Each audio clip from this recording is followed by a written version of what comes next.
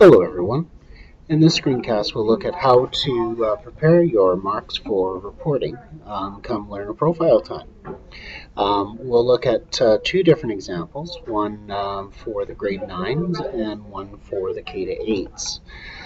The process is more or less the same, however there is a slight difference with the grade 9s because of the percentages. So in this first example, we'll be looking at a percentage-based, a grade 9 social studies class and getting marks ready for that. So at this point, this is assuming that you have entered some tasks. You do have to have marks in the gradebook prior to going to the learner profile. So let's begin by just going to our planned classroom assessments. Now you can see we're looking at a Social Studies 9E, and I can see that there are a few tasks in here. The important thing to look for on this screen is that there is at least one task marked summative, because the summatives are the only ones used for calculating learner profile. The formatives will be ignored for that purpose. You want to make sure that any tasks that you want to have included are in fact turned on. And if there's certain tasks that you'd rather not be included, make sure that those are marked as formative or switched off. Once you've done this piece, we're safe to go back to the main screen and now take a look at some individual marks. So my next click is to click on input classroom marks. Now by default, you would see your tasks shown just on the left here. You would see your students. I've hidden those because this is a live classroom. You would see those over on the right hand side along with all the marks, and you want to make sure that is correct before you print. But the big piece now, once your marks are entered, is you do need to go and look at this screen by student. So the button I'm going to press right now is just to click this button right here that says Input Marks By, and I'm going to choose Student. And as always, you see on the left-hand side, where you'd usually see the list of assignments, you now see a list of students. And so I'm just going to go ahead and click on one of my students. Now that I've done that, I see a list of assignments that student has completed and the ability to enter marks for each one of them. I definitely want to make sure that these marks are correct. However, once I've done that, my next step is to go up to the top of that screen where I see a couple of tabs. And the tabs are Mark Entry View and Category Summary View. When I click on Category Summary View, it gives me a list of all of my summative assignments. It will actually not display any of my formatives. And you may notice that at the bottom of my screen, it does say that my average is extending, achieving, extending. If you're in a grade 9 situation, please just ignore those for now. Students Achieve will be changing those two percentages for you. They're currently showing categories because we had asked them to design this, so it forced this to display the categories. So do not worry about that, and very important, if you're doing a grade 9 class, do not, and it's very important, do not apply professional judgment on this screen. You will have an opportunity to do that later on in the process. If you're teaching a K to 8 class, these will be showing the categories, beginning, acceptable, proficient, and mastery. It should at the bottom just show what's most frequent. For numerical grades, it'll show what the average of each column is. Now that all being said, if you are doing grade 9 or you are doing a K to 8, it is critically important that you press this button at report card time, because this is the button that tells Students Achieve to calculate your marks. If you don't do that before importing your learner profile marks, you will have an incorrect value coming across. Again, this has to be pressed before you move further onto anything. So I'm going to do that right now. And now I'm finished with my grade 9s. I don't have to look through the rest of this. If I'm in a grade K to 8, I would pan between all of the other students and make sure that I agree with their marks. And once I'm done, I can go back to my main screen. And now it's time to input learner profile results. And that's a button at the bottom of the screen right here. It's really important to understand that this screen will not show or not allow you to open classes that you have not yet visited, because it's the act of visiting each of your classes that activates this screen. So if you do run into problems where you open this up and you see that one of your reports is not available or not able to come on, that's likely what's happened. So, if, for example, if I go to report period 1, I might find, it looks like this has been checked out, but I might find homeroom is typically the one that I need to activate that hasn't been opened. And so what I can usually do is I can just go back to plan classroom assignments, and I just make sure that on my my course selector, I just pan through each of the courses I have access to and just make sure I visit them at least once. So for example, homeroom, I can click on that, and now I know that's active. You can tell it's activated because I have the report periods here. So now going back to the learner profile results, I can just go up to the top here and I can say this is for report period 1. I can say I would like to pull down my marks for social studies 9E. Currently it's showing as not created, so that means I just haven't visited this yet. So don't panic when you see that phrase. And I'm just going to go ahead and push view.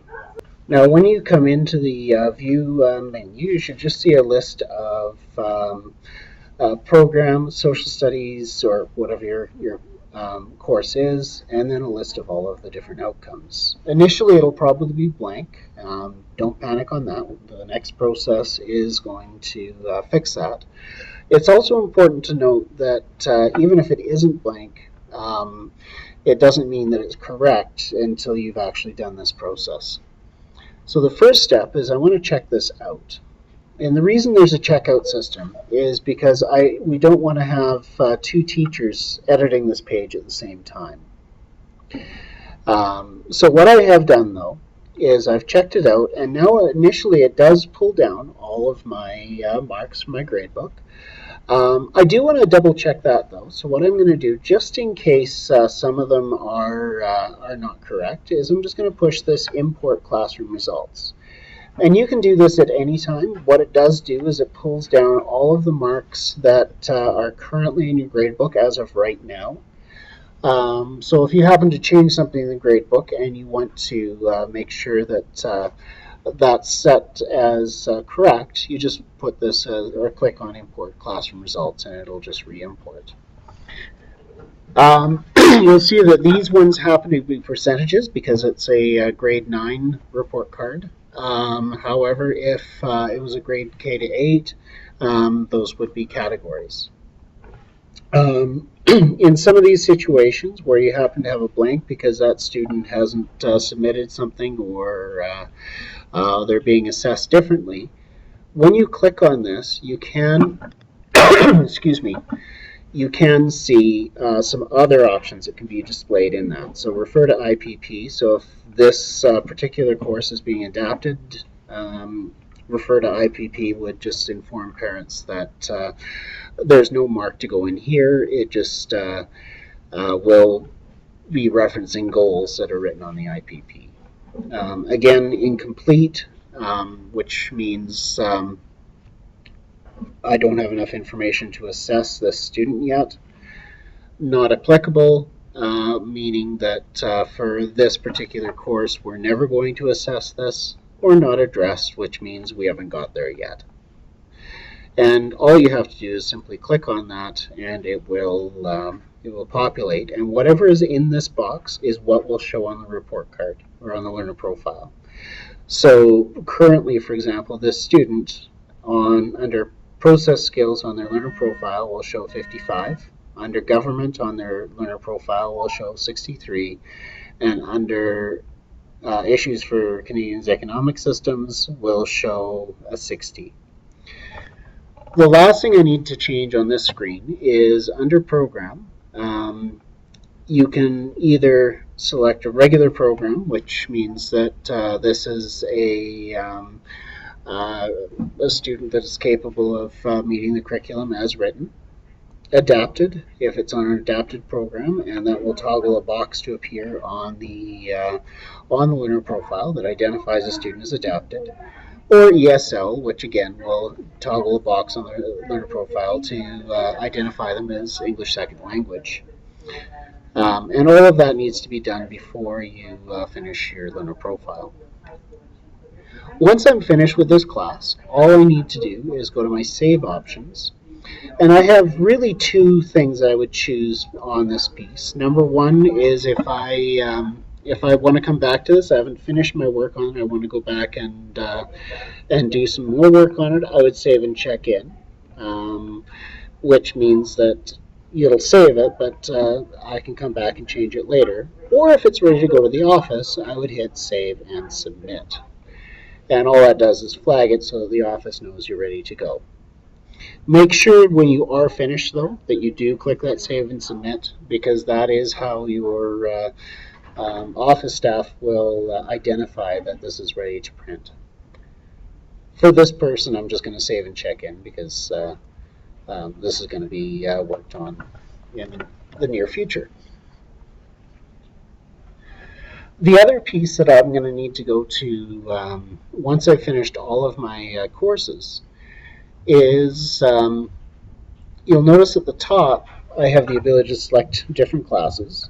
So I can go on here and I can choose Language Arts 9, English Language Arts 9.